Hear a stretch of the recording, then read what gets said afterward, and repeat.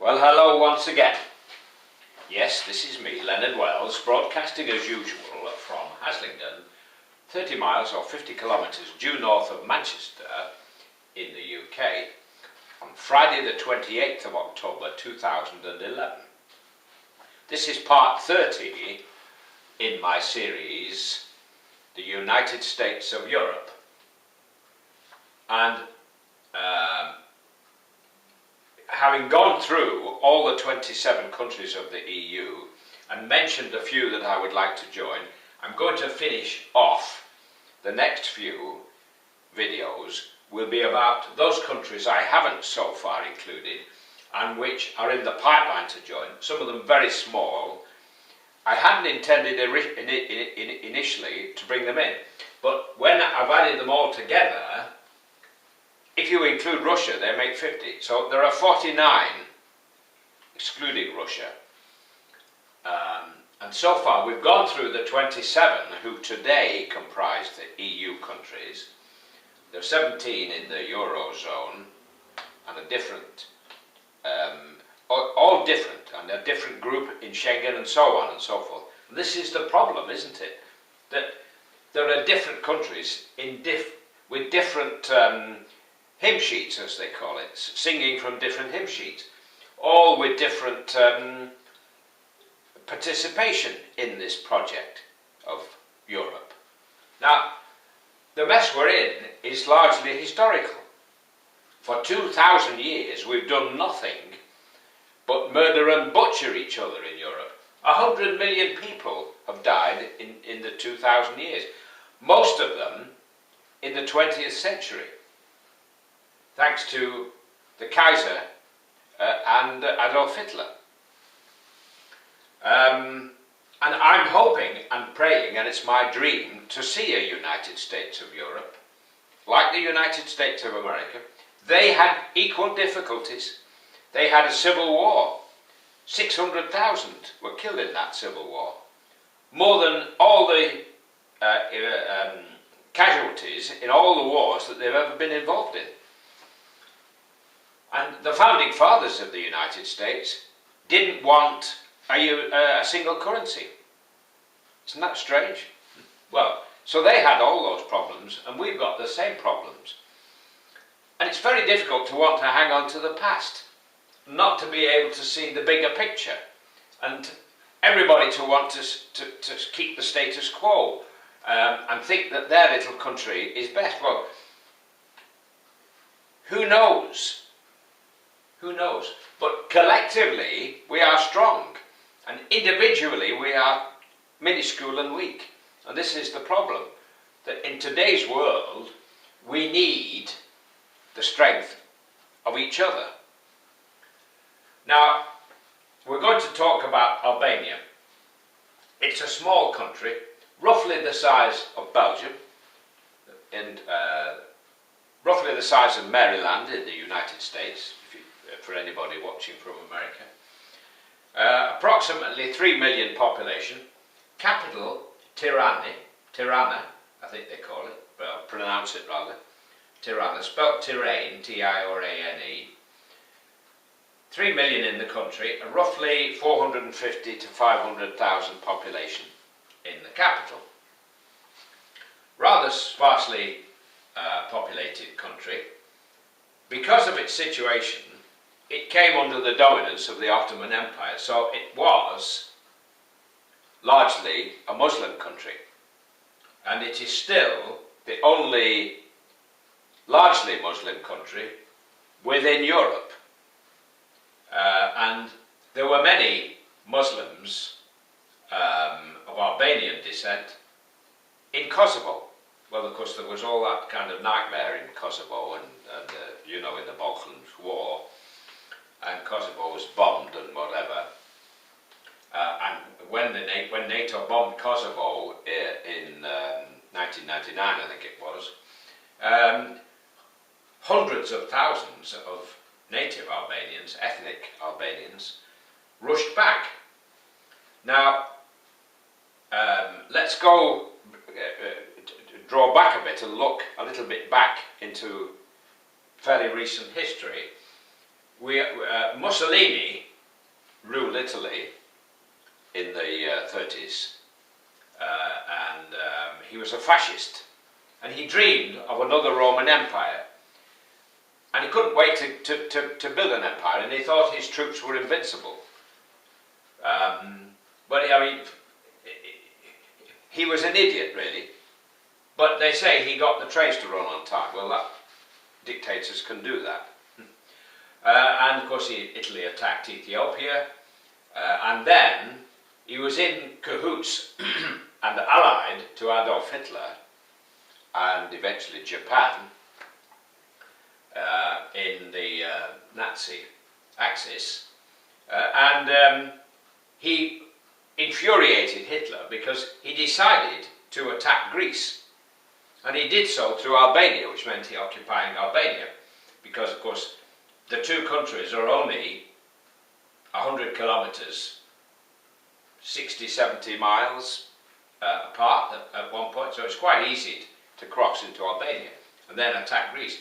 Now, his generals and his army made such a mess of it, as they did of their campaigns in North Africa against the British, that Hitler was forced to invade Greece and come to his rescue, which it did. Of course, eventually by 1943, Italy was practically defeated and surrendered. So the Germans then occupied Albania. There was a lot of strong communist resistance, and the Germans withdrew. Of course, then, as we all know, after the war, all of this lot came under the communists, under Mother Russia. And rather strangely, and to some extent a little bit like Romania, the Albanians didn't quite agree with the way the Russians ran things. And they didn't really think that they were kind of sort of orthodox communists. So the Albanians allied themselves with China. Rather strange. In 1967, Albania announced that it was the world's first atheist state. And it started to forbid people from religious activity. Rather strange in a Muslim country, because religion goes very deep. Of course, it didn't last, and around 1990, communism fell, and for the first time Albanians were allowed to go abroad. Thousands, actually, seized ships and sailed illegally to Italy to escape. Excuse me, a very poor country, beautiful scenery, and of course it's on the Adriatic, so it's got a nice climate. Not very cold in winter, but very warm in the summer. In the wilds, in the mountains and in the woods, there are still bears, wolves, wild boar, and eagles, some vultures, the lynx, still there, and high unemployment.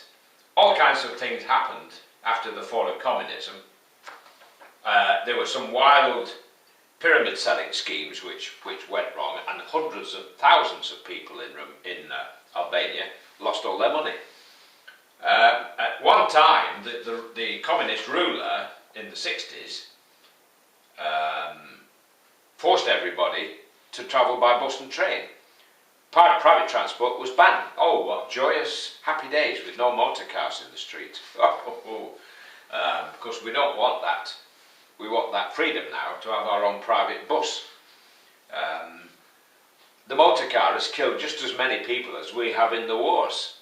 Do you know, I'm getting on my high horse here, but 100 million have died since the invention of the motor car, through accidents in cars, through pollution, and Lord knows how much heart disease is caused and obesity is caused by people driving around everywhere in their cars, not using their legs. I call them the people without legs. Anyway, that's a side. I'm getting sidetracked here. Now, Albania has joined NATO. It has some rather ancient equipment, military equipment, but nevertheless it's joined NATO.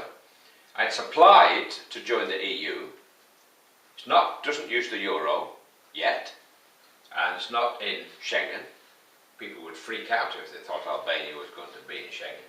There are some mafia families in Albania. It's known as a country where there are some rather powerful gangs connected with the mafia. And they're trying hard, and no doubt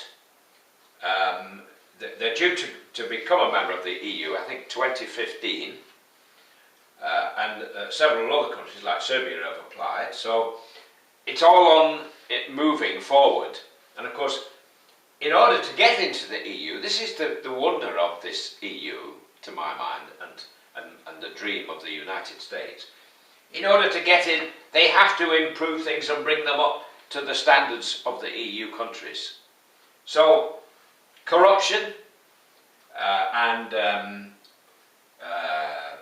all things, corrupt legal systems, etc., and all kinds of things like that have to be improved in order to become members of the EU.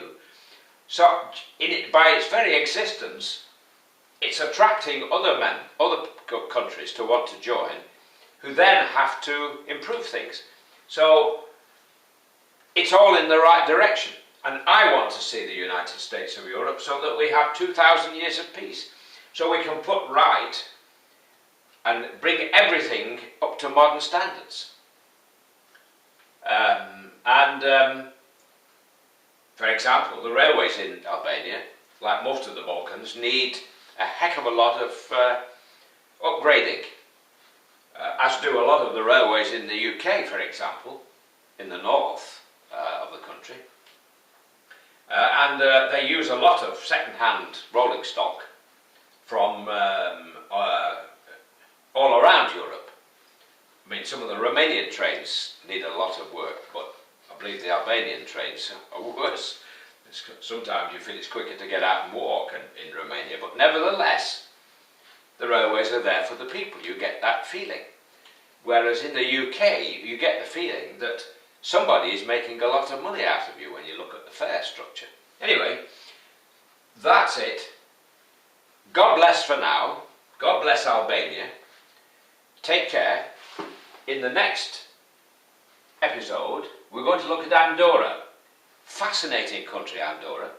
Do join me between France and Spain, up in the mountains there. It's amazing how they manage to keep their independence, these little places. But very, very interesting story. Bye for now.